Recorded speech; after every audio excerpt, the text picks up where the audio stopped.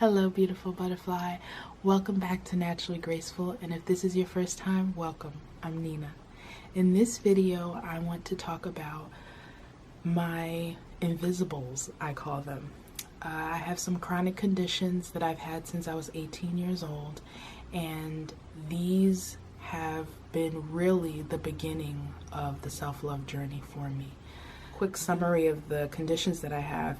I was diagnosed with fibromyalgia, panic attacks, which I later learned are psychogenic non-epileptic seizures, and I deal with depression and anxiety. Although chronic conditions are not ideal, they're painful and hard to deal with at times, though one of the pros that have come from having them is learning how to speak up for myself, learning how to self-advocate. If you follow me on Instagram, you would have seen in my story. I told two stories. One of them was about 2 months ago when I went into the hospital for a video EEG. Just a quick, basically I was in the hospital 2 months ago to do a video EEG to confirm my non-epileptic seizure diagnosis. And while I was in the hospital, they had to put an IV in just in case they thought that I would need medication, just in case they saw that it was epileptic.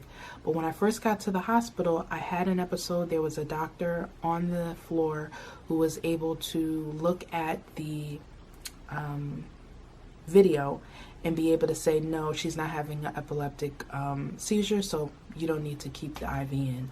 So the person who put the IV in, I will say I felt bad for her because she was putting it in while I was having an episode. And it was really painful, and I was trying to get the nurse to take it out. And I get the liability issues. They want to make sure if they need to give me something, that it's easily accessible.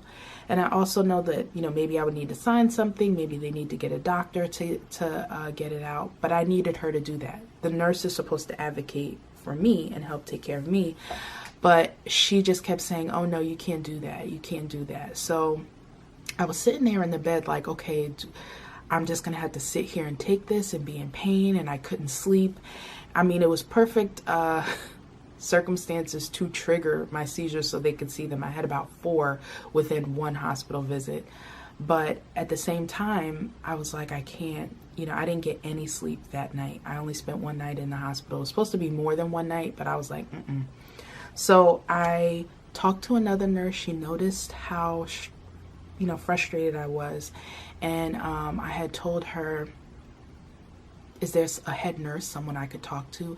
And with her help, my original nurse came to me and was like, I called the doctor to see if he could get it out. And I'm thinking to myself, if I didn't push her, she would have just let me lay there, in discomfort and not be able to sleep.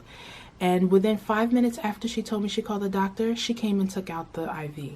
And I was just like relieved, of course, when they took it out. But at the same time, I'm like, man, it's frustrating that I had to go through all that. But I think what I'm really talking about here is the mental battle I went through thinking, am I being too much? She said she can't do it. I still had to find something within me to say, you know what?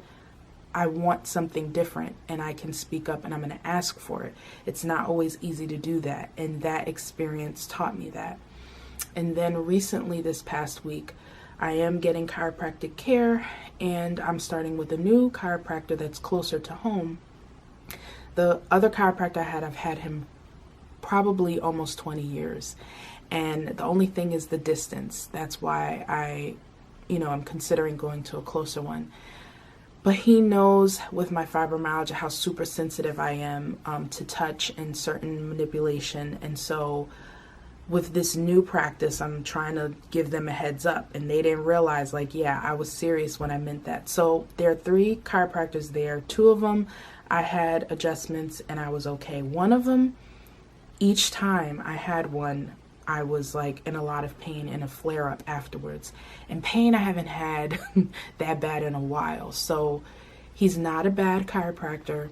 And after I told him I was in pain, he did try and accommodate me. So I felt so conflicted with the fact that no, I cannot go to him again. After the third time I was in flare up again, I'm like, I gotta speak up. I gotta ask for a different chiropractor. So I did do that. I called. I sucked it up because what was stopping me was worrying about his reaction and the uncomfortability and, oh, maybe I'm making too much of it. Always going first to self-doubt for myself. And then I was just like, wait a minute, the pain that I'm enduring versus the pain of just the discomfort of him, it's not the same. I need to take care of myself. So I told them. I actually went this past week again to the same doctor, and I'm not going to lie, I still went there and felt uncomfortable. I saw that doctor. I don't know if they told him or not. And this is another thing I want to mention, how easy it is for me when I'm struggling with emotions to project that onto him. He could have been just fine. He may not have known. He could have had an off day, but I just interpret it as, oh no, he's mad at me. And these are the things that I'm learning through dealing with my conditions, how to speak up, how to support myself, and speak up. No one else is going to know but me if I'm in pain, if I need something different. And so I got that adjustment. I'm doing okay today. Not over the top soreness or achiness. And I'm proud of myself. That is what I want to say is amazing about the fact that I have these conditions. Another blessing that I feel that I've received from my conditions is the fact that I'm more empathetic to people in pain or struggle, and a certain insight that I wouldn't have had if I did not go through these conditions for the past almost 20 years. So it just still continues to amaze me at how, even though something, again, reminding me of the butterfly, and how even though the caterpillar struggles, look at how gorgeous it turns into a beautiful butterfly. And I don't know if you heard the story of someone trying to come over and see the caterpillar struggling and try and open the sac for him, but he didn't survive because he needed to grow those wings through the struggle of coming out of the cocoon. So in the same way, the warmth and positivity and things that people see about me is actually on the basis of the different things that I've been through in my life that help me to be compassionate and empathetic. Now, as I've told you before, the struggle is I'm really good with doing that with everyone else, and I'm still in ongoing practice with applying that to myself. So it's really nice to be able to share that with you guys if you also struggle with that, or maybe you are dealing with some chronic conditions that at the time you can't see any good that comes from it.